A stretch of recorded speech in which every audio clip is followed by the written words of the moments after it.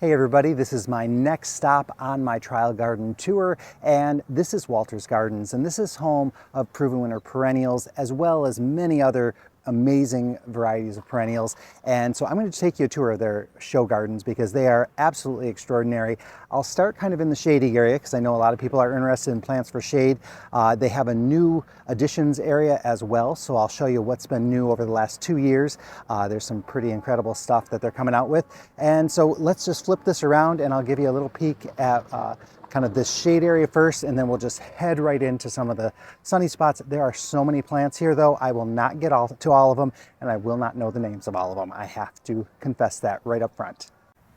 This shade area is just beautiful, and it's loaded with incredible hostas. And I know a lot of you are saying, oh, but the deer. Well, here's another plant to consider. This is the Brunnera, or Brunnera, whichever you like to say it. There's a couple different varieties. So you have some with more of the full silver leaf, some with a little bit more veining. They do get flowers, which are blue, and a lot of times we'll just trim back the flower stems later on. They're leaving them up.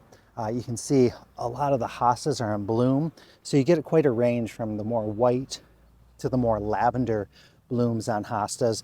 And then you can also have more blue leaves, more lime leaves, more variegation, and a lot of green, lots of ferns.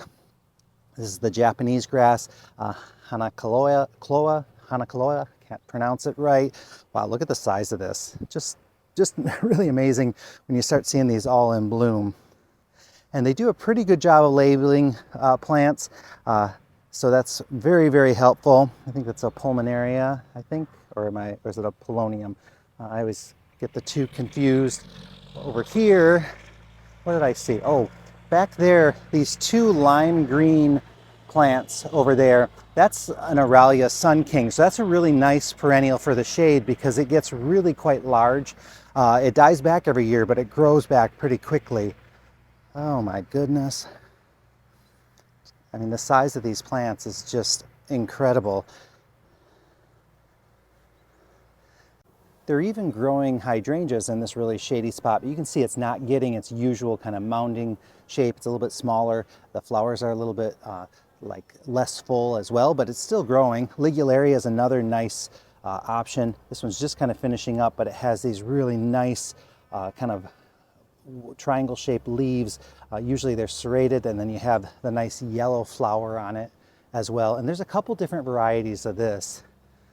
Oh, and then there's some resident cats in the area that I think they're here to take care of mice, but I think they're more here just to entertain us. Oh, look at Silly String, this one's called. I like the kind of wavy hostas. They're always very nice.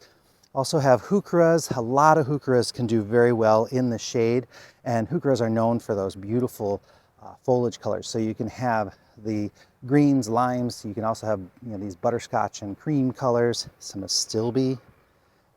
Astilbe's a nice one. It can handle a lot of water as well, but look at the plumes on those. Just beautiful flowers.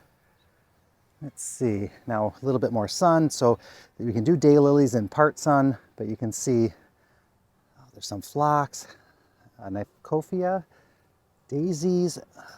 Man, look at all these plants. Looks like they had some peony in here, and those are all finished up. More daylilies. Some of the Proven Winner daylilies are absolutely stunning in color. Oh, this one here is a hosta called Emperor's New Clothes. I love the kind of pattern on those leaves. There's a Virginia. That's one that gets a nice pink flower as well. More daylilies. This, I think, is the Amsonia String Theory, maybe? I'm guessing. I can't see the tag for it. But that's a really nice one because it does start turning color in the fall. I just want to see. It's turning color a little ahead of schedule, I think. I can't see the tag, but it's still really a nice one. That pink is a garden phlox. That can take a decent amount of I'm going to say part sun all the way down to part shade. Oh, look at all these. Some hardy geraniums or cranesbill. Oh, you can't say no to some of these daylilies. And I'm catching a lot of these right at their prime as well. Nice little oasis in here. It's an overcast day today, so I'm lucky on that front. But, oh, this is Agapathus little galaxy. I don't know what the zone is on this. It might not be our zone because we usually have to stick to more zone 4 or a really cold zone 5. There's another Aralia Sun King, that lime one in the corner. Oh, look at some of these plants.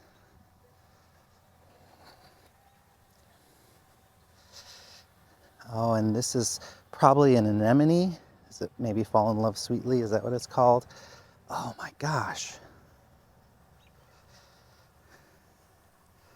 Okay, I'm gonna switch over to the other side. I do love these red hot poker plants, or the Nyphophia, but they tend to be more zone 6, so they're not great for us. Over here, this is some hardy hibiscus, and so I just want you to get an idea of how big these get, as does the Baptisia. So there are different sizes for the different varieties, but something to keep in mind when you're planting them, you can give them a little extra space, because these are all Baptisia over here, and these gardens over here show some of the new varieties, and I'm going to jump over to the newest area. So this bed is new arrivals from Walter's Gardens. So that one over there is a hibiscus, the white one, called Marshmallow Moon, and then I think that's Dream Girl, or one of the new phloxes in that girl series.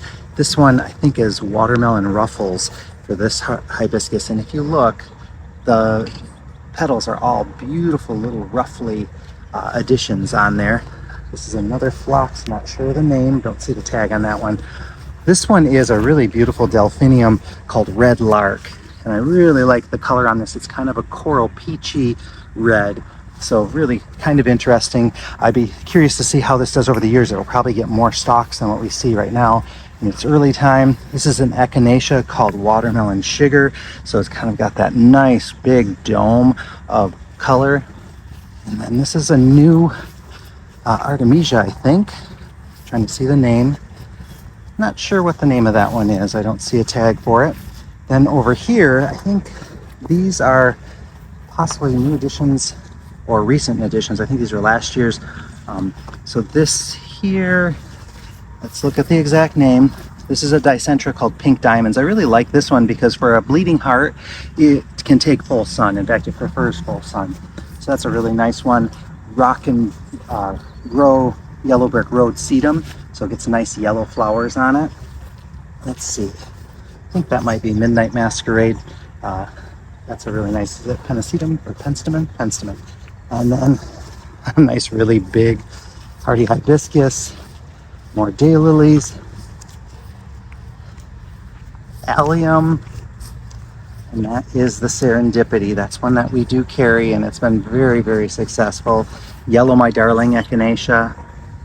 This one here is the Rock and Grow Pride and Joy. Let's see, now this one, oh, there's a bunny in there. They've got those just like we do. I really like this allium bubble bath. The flowers and plant on this are just huge. I haven't seen one quite that big before. And then over here is it Dark Side of the Moon, a Stilby? This one can take full sun and just has a little bit more unusual leaves than some of the other Stilby. It's really actually quite thick and coarse. Really beautiful. And then that's an oregano there. Oh, I can't remember which hardy hibiscus that is, but look at the flower on that. I love how that one looks.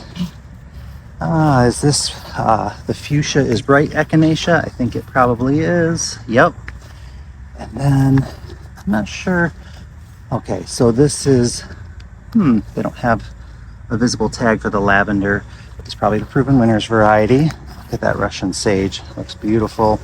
This is an interesting one. I think this one is a zone 5, so you could potentially grow it, but it's kind of one of those pitcher plants. Sarracenia is what it says, conversation piece. So it has these interesting pieces here, but then it does have the pitcher, which I think attracts bugs and kind of swallows them up. So interesting. This is a Monarda, and hey, if you have powdery mildew on your Monarda, hey, So does Walter's Gardens. It's just something that kind of comes with the territory. And if you don't spray, that's what it'll look like. It doesn't necessarily kill the plant, but it just looks a little unsightly, but it's something that's usually there. This is another pitcher plant called Bug Bat. Interesting. Rainbow Sherbet Echinacea. So that one you can see kind of gets different colors as it, gets more pink as it ages, more peach in the beginning. I think this one might be Butter Pecan, or maybe I'm wrong. Color coded, maybe, I better not say what they are if I don't know. But it's in that kind of family there. Nope, that's not Butter Pecan, because this one over here is Butter Pecan. Yeah, recognize that one. Really nice dome and color on that one. This is, how do you pronounce it? Astromelia. This is a zone 6, so we can't grow that up by us, sadly. Had to stop over here because this is one of those really interesting daylilies. It's called Rainbow Rhythms Nosferatu. So just an interesting, that's like not just a double, it's like a triple. And then there's some Primo Wild Rose Heuchera. Some more sedum, that's the Pure Joy. This is the Dolce Cherry Truffles Heuchera. Some Magic Show Potion Pink Veronica. We've been growing that, and it's just a really nice bright pink color. There's another Salvia over here. Perfect Perfusion. Just nice combination of plants. I had to stop here because this is a bush clematis, so it behaves a little differently than your climbing clematis. And so here they have it with 3 trellises. So there's 3 plants, I think, probably growing in 3 trellises. And it's just beautiful how it kind of grows up in there. And then it does get kind of these small but abundant clematis flowers on it. And so this is one that we've been carrying and absolutely love it. But it does get nice and big and full, and if you let it climb up something, or if you kind of keep it staked, it does look fantastic. I wish I could show you every single plant in this garden because it's absolutely extraordinary. We do carry a lot of the varieties that I showed here, especially the zone 4 and lower plants. So it's very exciting to see kind of them all planted out like this and seeing how they grow, and gives me some ideas of things that really work together well that I may not have thought of. So, and it also, because some of these plants are so mature, makes me realize how big some of these perennials can get if you let them grow and if they're in ideal conditions. So hope you got some ideas as well. Like I said, I wish I could show you everything, but we're gonna have to save that for another video. Have a great day, and I'll see you guys on my next stop.